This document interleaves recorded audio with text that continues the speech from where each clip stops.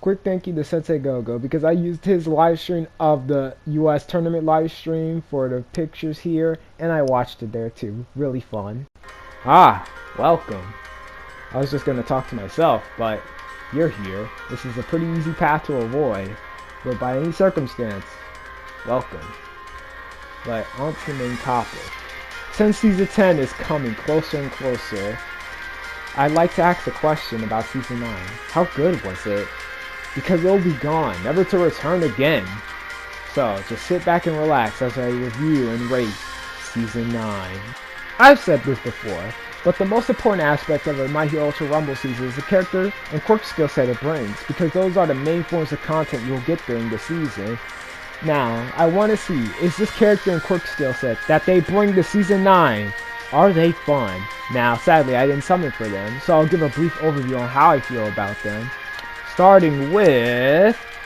Of course I'm starting off with Kurogiri first, the poster child of Season 9. Now, I didn't summon for him, but thanks to the help of character tickets and some testing in training mode, I have a brief overview of him. What do I have to say?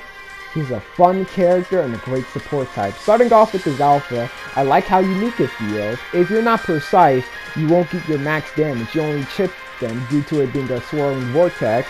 But since it has a lingering hitbox, you can almost use it as a trap, as somebody can walk back into it by accident and you still get damage, which makes the alpha pretty cool. Then you also have the beta, which is a nice offensive tool since it gives some access to damaging combos, but also a nice support tool, which can be used to get away or travel and help your allies. Like for example, this clip to where I'm trying to get Kendo to walk through the portal to get out the storm. I didn't communicate it properly, so she didn't go through the portal. But you can see the vision of what I'm trying to do here. And he has combos, like he can combo beta into jumping melee or into alpha, which is really high damaging. But one problem I do have with the beta is a little weird. Like sometimes I have my cursor on the opponent, I use my beta and it doesn't pull them to me to do the combo. So it's a little weird, but his gamma is really cool. The fact that it's a turn to where it's like you can send your gamma out to either shoot alphas and just scope out the competition on where they're at, or just also use it as a traveling option for just pressing the gamma button to go to far distances, or using it to open the portal for your allies. It's really cool. He is a really fun and interesting character, which has good support aspects to him. He can escape a battle using his portals and support you with the portals. And then his special action, his main support thing, which I have a few issues with. I feel like it's too forgiving with how far you could just summon your ally that's down to you.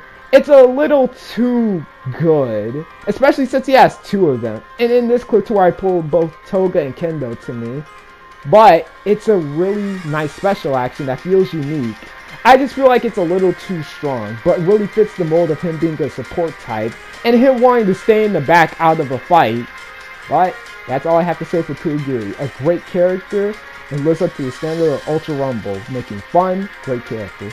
Coming back to Kurogiri for a second, I feel like I was being too harsh to his special action. Yes, I still think it's really good, but you need some good positioning for it as well. Like in this clip to where I'm trying to help Kendo against the Shigaraki trying to revive her, but guess what? I didn't have a good positioning, and he found me and started to blast me in my Kendo. I took damage and she just got KO'd. So yes, I still think it's strong, but you need some good positioning for it. And lastly, the quirk skill set that was added this season being Technical Kaminari, or Lightning Wave Kaminari, whichever you want to call him by. Now, just like Kurogiri, I did not summon for him, but when I tried it from in training mode, he's really fun, and lives up to being the technical. He has these weird aspects to him that makes him a little confusing to learn. Like for example, his alpha.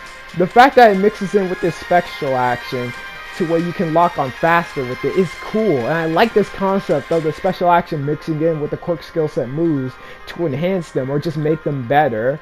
Like for example, you have Mount Lady, who can go big, and her alpha becomes these explosions, and her beta stomp gets a truck and has a bigger radius. Then you also have Present Mike, who throws down a radio and gets two alphas and two betas. Kaminari is now in this category to where just being a normal sniper, he can just take his time to lock onto you, but if you have your special action on, he can just quickly do it. I do like the sniper concept in general because he can just support his teammates from afar. Then you also have his beta, which is a good combo tool, but also tracks the opponents, adding more of a support role to him. The fact that I was like, okay, I just trapped somebody, and it's like my teammates can lock on to them, we know where he is. Then his Gamma, the fact that it's like it can keep moving as long as you hit your opponents or hold it down, is really cool. They really went all out with the technical aspect to him, giving him these weird aspects that gives him more depth. And the fact that he has combos too shows you're not just restricted to being a sniper. You could do beta, alpha, or beta, alpha, gamma. It's really cool, and he lives up to the standard of My Hero Ultra Rumble characters being fun to play. Or Cork still sets to play. He's not really a whole new character. Ah yes, the good old Pro license, but that is old. Getting an upgrade. Well, Season 9 would add new things to the Pro license. For increasing the price, they would make it longer, adding tuning stuff like keys and enhancement parts, along with giving you more tickets, but they're still the usual tickets, hero crystals, gallery pieces, and most important of all, gold. Jokes aside, onto the outfits now, which is a nice shakeup. Pro License Level 1 giving you Cyberpunk Mr. Compress, Level 30 giving you a hero variant, Cyberpunk Mr. Compress, and level 60 giving you the Dangerous color variant. And finally, level 50 for the hero license is Cyberpunk Twice. So yeah, that was the Pro license, and I have to say, I love the changes to the Pro license. I love the extra tickets, I love the extra crystals. The adding tuning parts is something I complained about last time in a review, but the fact that they did it makes this less annoying to grind and more accessible to new players. It's awesome, and it's something that they should have done earlier. And the skins, they're really cool. Like Cyberpunk Twice and Mr. Compress are just awesome skins that I'm rocking right now because of how cool they are. Just the metallic on Ice's abs. Twice's abs. And the little devilish smiley face on Mr. Compress is really fun with the metallic cane. This is cool, and especially since I didn't have PUR outfits for these characters. But sadly enough, it came at the cost of the dailies and weeklies, but more on that later. Overall, a really good Pro license. Now, on to Buster Nurse. Who's starting it off? Well, Strike Shigaraki, the leader of the League of Villains, who has 350 HP now, along with 2 stocks in his Collapse hand with some increased damage to it. This also goes for your Catastrophe variant, since you have the same special action. But beware, if you use both of the stocks in your Collapse hand now, the reload speed is longer. Technical Toga will get 2 stocks in her Gamma now, but decrease the damage at level 4 through 9. To balance it out, Rapiga, which I like to call her, would get her Alpha damage decrease, and they would also adjust it to where enemies would fly further when you hit them too much with it. Then they also decrease the damage with her Gamma, not the poke part, the slashing part at all levels, but this is Rapiga, and if you know your combos, you're going to pump out a lot of damage. Kendo would get her Alpha damage and Gamma damage increased at all levels. And finally for Kendo, they will have an emergency patch with her, giving her Gamma more knockback because of an OP tuning skill combination. Next up, Assault Kirishima. At level 4 now, he has 3 stocks in his Alpha, which is pretty cool for Kirishima, but bad for me since I don't like Assault Kirishima. But hey, congrats. Mirio will get a buff to his Gamma to where you can hold it for longer now. And Aizawa. At level 1, he has 4 charges on his Alpha. At level 4, which is a tongue twister, he now has 5 Alpha stocks. And finally at level 9 he would get 6 Alpha stocks, giving him more mobility. And they also buffed his special action to where it comes back faster. Strike Deku would catch a nerf, going from 350 HP to 300 HP now, also decreasing his Alpha damage at all levels, but it still does good damage. Strike Todoroki would get his HP buff to 350, along with Strike Dobby getting his Gamma damage nerf and his Beta damage nerf at level 4 through 9. Mount Lady would get a nice set of buffs to her special action, increased damage reduction when going big or going small, making you safer, making it harder for her to be knocked out of the Gigantification. And finally, she can use that any percentage. So right in this clip I'm using it at 100%, and in this clip I'm using it at a lower percentage. Then, Endeavor got a nice special action buff as well. Mid-flight, he takes less gauge now, and using up all the gauge, it comes back faster. Technical Todoroki would receive a nerf to his Alpha in damage, and at level 9 they would take away a stock, but it's still Technical Todoroki and you still have plenty of damage to come out of this, especially 8 stocks still. Kaminari would have a special action buff as well, to where they increase the duration of his special action along with the range, making it hit slightly further. Also, Kendo and Kirishima, Strike variant, would get adjustments to their shield. Now they don't lose to AFO's beta, he would just simply bounce off of it. And to overhaul, they'll also buff his special action Disassemble, now making opponents go down if their HP is low enough to get down by it. It's kind of weird since this never happened to me, but then again I don't use Disassemble. Mr. Compressor will receive a constant amount of buffs throughout this season, one of them being to his alpha. They increased the content size and the explosion size at level 1 through 8, and at level 4 through 7 they also increased the size of the alpha. Then they also decreased the consumption of rounds when deflecting with his beta, and they increased the reload speed at all levels. And for his Gamma, they increased the reload speed at level 1 through 8, and at level 9 they increase the reload speed when you use it once, because he has 2 stocks in his Gamma now. Pretty nice amount of buffs for him. Nejire would catch a few nerfs during the season, but let's start off with the one buff she did get during this season. Just like Technical Dabi now, if you are interrupted during your special action dash, it will not consume the gauge, but now to the nerfs. Her beta would get a damage increase per hit at all levels. They'll also decrease the surge time at all levels, so it drains faster now, and they made it less likely for enemies to be knocked far away at all levels. Then the nerf to her special action, taking 35% now when you do the mid-air dash. Finally, Hawks would get a nerf to everything in his kit. They decreased his alpha damage, and to his beta they decreased the flight duration in a free flight state after the charge hit. Decrease the damage on his Gamma at all levels. Then the special action, they decrease the flying duration. And that is all the buffs and nerfs. And finally, bug fixes. They would nerf the damage of Present Mic and Overall's beta just for some bug, but now this is being reverted and they're doing their normal beta damage again. Next up on bugs is Momo and Mirio, where there was an interaction where Momo's shield would be Mirio's Gamma, but this has been fixed now, and his Gamma will be her shield. On to the final set of bug fixes, starting with the tuning skill one. If you had the max GP tuning skill equipped on, you will not recover any shield points when drinking a large shield. And finally to Kurogiri, to his Gamma. When you press and hold the fog shortly while operating it, it did not allow you to warp to the fog position. Fix the issue where the technique could be cancelled. And that's all. This season really didn't have a good start or middle point with the patch notes, but I don't know why. just the final set of patch notes. It was like, we gotta lock in, bro. And they did a good job with it. They did a good job nerfing Strike Deku, making him easier to KO by taking his HP down from 350 to 300. Then you also got the fact that his alpha does less damage now, which is good. Strike Dabi, the nerfs to his Gamma are pretty good as well, making him less dangerous to fight and less punishing if you're a melee character, just doing 23 damage, which is honestly hilarious. Why is a strike type doing 23 damage? They're meant to hit hard. And nerfing his beta damage as well. It's so nice. They just did a good job targeting the core skill sets, but I wish they hit him a little harder, because compared to Strike Deku nerfs to Hawks, they nerfed Hawks' entire kit again. They nerfed his alpha damage, they nerfed his Gamma damage, they nerfed his flight duration, bro. I wish they did something more with Strike Deku, like, I don't know, nerfed his beta to where it's like, okay, at level 9 he only has 2 stocks of it now, also nerfed the damage on that. Still shows they have some ways to go. But the nerf to Hawks is really good since he's still a pretty strong character. Then you also have the nerfs to Nejire, which I hate Nejire, so I was raising the roof at that, bro. I like that. The nerfs to Rapid Toga as well, they were also nice. Rapid really shouldn't be doing that much damage, especially since they're a combo heavy race, so they could just stack that damage upon their moves.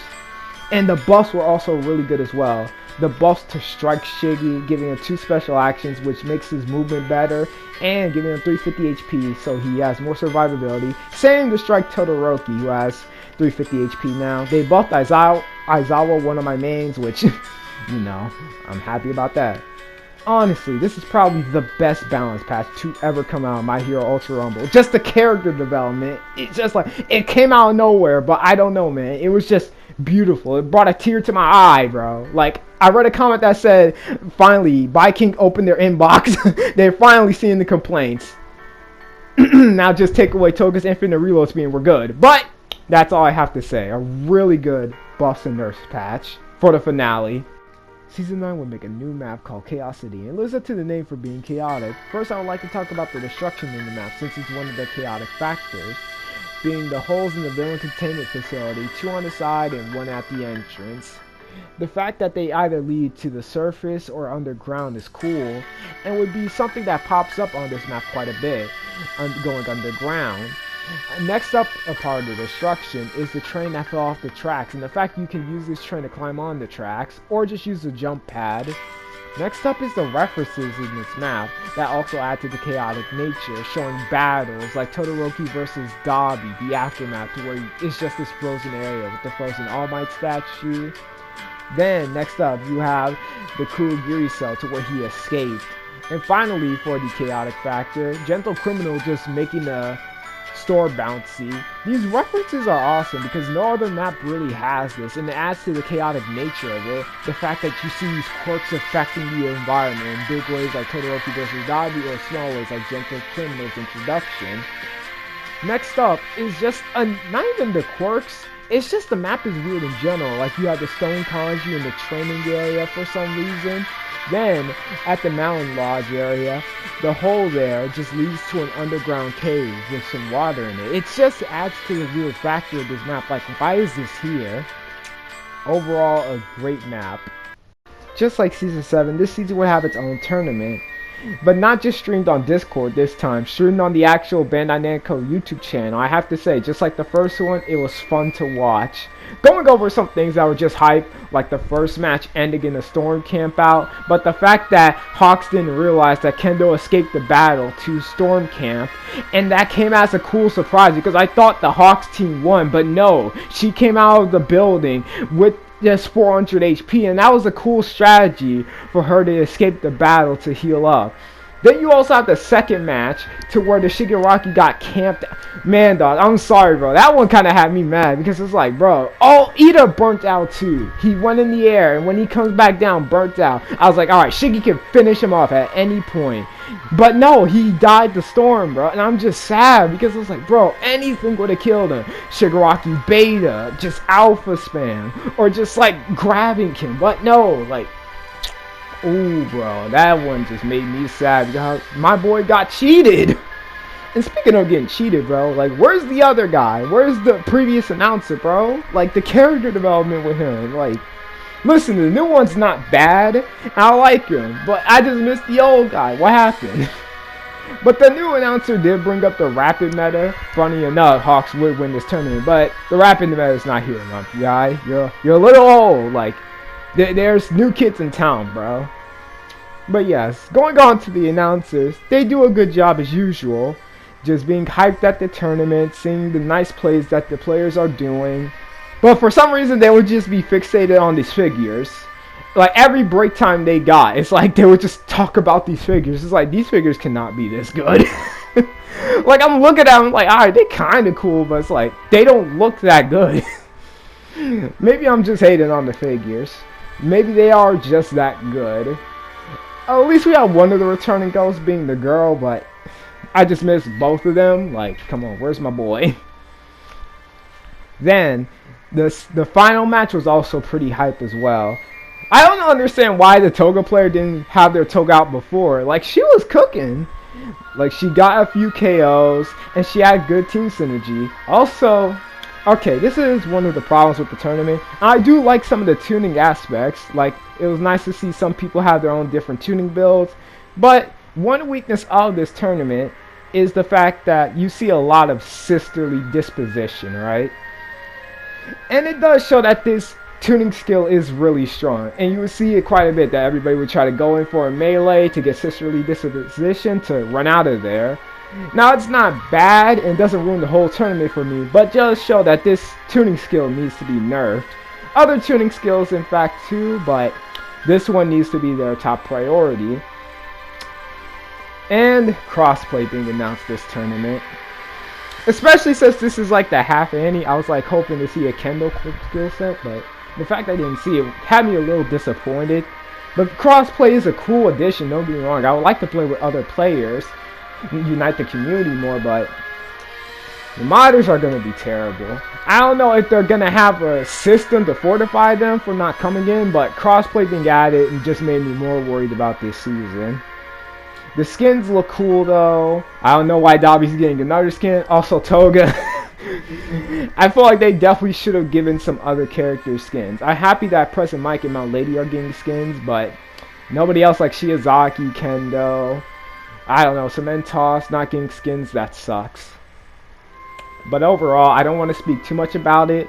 I was rooting for Kendo ASMR, but they lost. I was only rooting for them because they had a funny name, but they went far at least. They tried their best. Shout out to all the players for going to the tournament. You made some fun action out there. And congratulations to Dark Horse for winning the whole tournament. As usual, fun, and thank you. My final thoughts on this season. Season 9, it's even better than the anniversary season. And it spoils the rating a bit, but Season 9 would get an 8 out of 10. It was really, really good. Now, before I talk about the things I loved, I want to get on to the things I didn't like about this season. One of them being the weeklies and dailies just being exchanged for EXP. I do not like this. One, if you finish the pro license, what do they serve you now? Because they're not really useful at that point and they're just meaningless. The only thing you can get out of them after doing that is like gold from the pro license, but it's like gold isn't that good in this game. It is the least useful currency. The only thing you get out of it is like gallery pieces and a profile picture for the next character that will be added. But not only does the mission events already give you gallery pieces, especially ranking up in the ranked, which kind of hinder gold a little, it just doesn't really help out and doesn't make me really that happy to complete my weeklies and dailies now because my pro license is finished. Then you also got the stuff with overall not being on the character ticket. Why isn't he? I didn't notice it since I already had overall. But this can mean like they probably got rid of the system or they're just delaying him for some reason, which is stupid. Please just release overall. If they got rid of the system, then that's just stupid, since that was a redeeming factor of Ultra Rumble, that these characters will eventually become free one day. And the fact that they're not just makes it a problem now. And finally, the premium login bonus. This is my least things I have issue with. The other two were just bigger things I wanted to talk about. I wish they added more ticket slots in there. I'm happy that they're making it free for everybody now, but I wish they didn't take it in general. So maybe add like 1 or 2 more ticket slots, then I'd be happy again. But still, I wish it was never gone to begin with. But things I loved about this season, it was really good. The character and quirk skill set are good, but they're not overpowered to where I'm annoyed fighting them. Kurogiri does annoy me a little with just kidnapping my KO, but still, I really like him as a character, and he's not too strong. Then Kaminari, I also find him pretty fun to fight. And they're just fun to play in general. They're not too strong like Hawks was in Season 7. I wasn't annoyed by them like Nedra in Season 8. Then next up, the costumes were really cool. Them adding the 1 million copies sold celebrative skins. I'm rocking that skin on Deku right now.